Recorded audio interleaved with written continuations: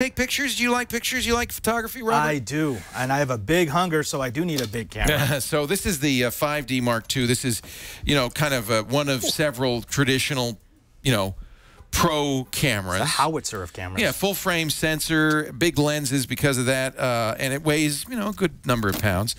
I decided to eschew that when I went to Europe and to use a little Micro Four Thirds camera that I really fell in love with.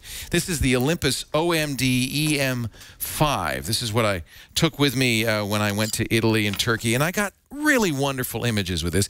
What's nice is it harkens back to an earlier Olympus camera. You might remember the OM1 film camera. Really looks a lot like this. It was fun to hold, fun to use. And when you compare the OMD EM5 with the 5D, you really see how much I save. And by the way, these are comparable lenses, but because it's a Micro Four Thirds sensor, the smaller lens also makes the whole kit a lot lighter. You can carry your whole camera kit in a small backpack. Well, Olympus has followed up on the OMD EM5 with a new Micro Four Thirds camera. This is it. This is the OMD EM1. So don't be confused by the numbering scheme. They are going backwards of the numbering scheme. But this is probably in response to some of people's input on the EM5.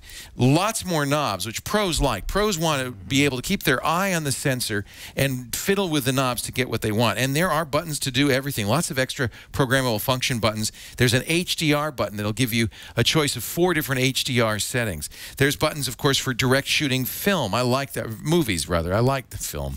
I like that a lot. There is a camera hot shoe, and it comes with a small little flash that'll use the camera's battery, but it also has a full flash control and a full microphone jack on the side, so you can use high-quality microphones on this camera. It has built-in stereo microphones, 1080p video shooting, lots and lots of functionality. Let's talk about what's different between the EM5 and its successor, the EM1. Price is the same, about $1,400, although I should mention through the end of the month, Olympus is taking $200 off this EM1. They're pushing it, so it's on sale.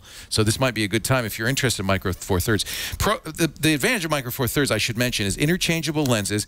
You can get Olympus lenses, but there are many other companies that make Micro Four Thirds lenses, so there's a very wide range of selections.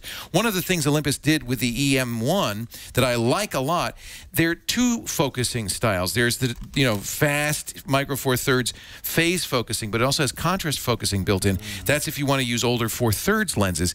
And in some cases, with continuous focus, you'll be able to use both. That's great. Very fast focusing on Micro Four Thirds, except in low light, where it is notoriously bad. I found that the same thing here. But great lens choices. This camera has built-in Wi-Fi, which is really cool. You can pair it. I won't show it right now, but I paired it to my iPhone. You can pair it to an Android phone. Olympus has applications, also an iPad, which means you can remote control the camera, but also pull images off and edit them.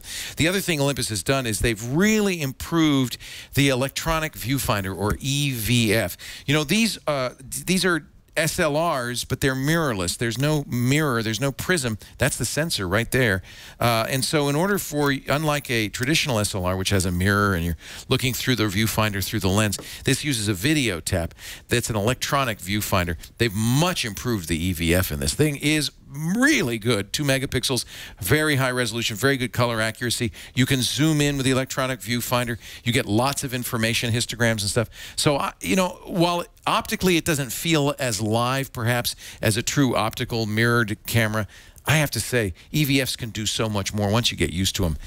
I think you're going to like it. And the fact that this is so compact gives you such great image quality. It has a lot of the other features that I liked about the OM1, the tiltable viewfinder. That means it was really easy for me to shoot pictures up over my head in crowds. Or if you want to go in stealth mode, you can operate this like a Rolei and hold it at your waist and still see the viewfinder. I found that great for taking street photography shots of people without letting them know I was shooting them.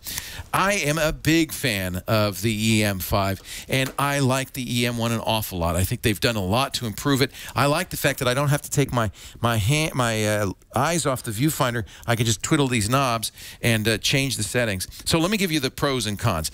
Lots more improved features, a much better electronic viewfinder. I like the fact that it has so many programmable buttons, including, they have in-camera, time-lapse, in-camera HDR. A lot of the specialty stuff people like to do is in here. They've improved the lens correction, so much better JPEGs come out of this. Of course, you can always shoot RAW as well. And they do have in-camera RAW conversion, too, and they've improved that quality. I love the retractable, or whatever you call this, the pivotable viewfinder. This viewfinder is really crisp, very clear, 3-inch viewfinder. On the cons, it can be a little bit challenging. You're going to have to spend some time learning this camera. Look at all those knobs and dials, and that's just the front of the camera.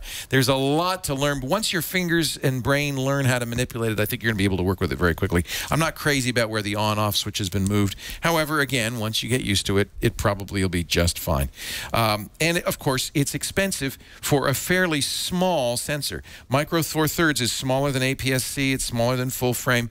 It's a little bit bigger than a point and shoot or a 1-inch sensor, but still you lose a little bit of the bokeh, a little bit of the depth of field that you would get on a bigger sensor. On the pro side, of course, this is a 45mm lens. That's effectively 2x because of the smaller sensor. So this small lens is actually a 90mm lens when I'm shooting. This 75mm lens is effectively 150. So you get smaller lenses, which give you a lot more capability. I'm going to definitely give this a buy, especially since right now Olympus has cut $200 off the price of it. They are still going to sell the EM5. It's a little simpler, a little easier to use.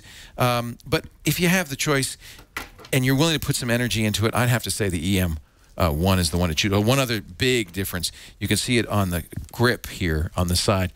The little nubby grip has been replaced with a serious pro grip that makes it a lot easier to hold the camera and a lot easier to shoot. This is a great camera. Great images. The only thing that's going to be better is a 5D Mark II or maybe a Sony A7 or NEX6 or 7. But if at this price point, I don't think there's anything out there. And the range of lenses means it is ultimately flexible. A definite buy on the Olympus OMD EM1.